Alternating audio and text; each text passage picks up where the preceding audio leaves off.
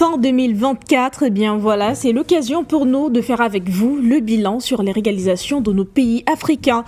Et dans ce numéro, zoom sur les présidents nous dirigent du côté de la République démocratique du Congo. Dans ce pays, dirigé notamment par le président de la République, Félix Antoine Tshisekedi, malgré les secousses de l'économie mondiale et même les tensions géopolitiques, eh bien, ce pays a fait preuve d'un courage exceptionnel et bien sûr a su s'adapter avec succès aux réalités contemporaines. Alors prenons déjà l'aspect économique. Eh bien cette économie en pleine transformation présente en cette fin d'année a des signes de solidité et présente même pour cette année 2024 une croissance de 6%, un rythme nettement supérieur à la moyenne de 3,8% attendu en Afrique subsaharienne.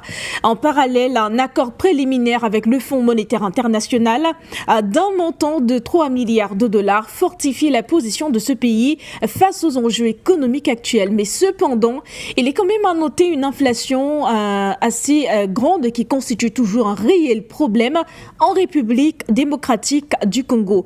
Eh bien, elle a dépassé au premier mois de l'année le seuil annuel prévu de 11,3%. À côté de cela, le franc congolais a également subi une baisse de 4,2% par rapport au dollar américain depuis fin décembre 2023, renchérissant les coûts de biens importés et accentuant davantage la pression inflationniste.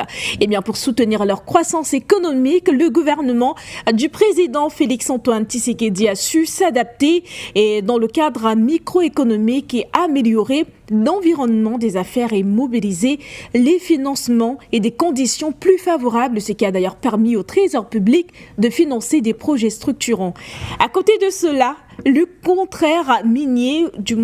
contrat minier signé avec l'entreprise chinoise a débloqué ses fonds pour entreprendre d'urgence les travaux de voirie de la ville de Kinshasa dans la construction de recadre la route Mbudi, aéroport de Ndili via Kimwenza et Ndili Mbrazi ainsi que plusieurs routes internationales.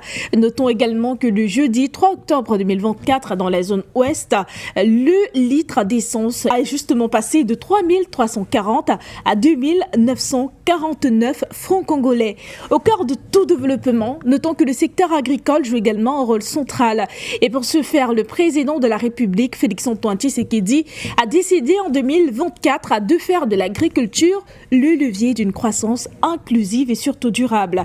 Et dans le secteur agricole, de nombreux efforts sont à noter, aussi bien dans la pêche que dans l'élevage. Eh bien, s'agissant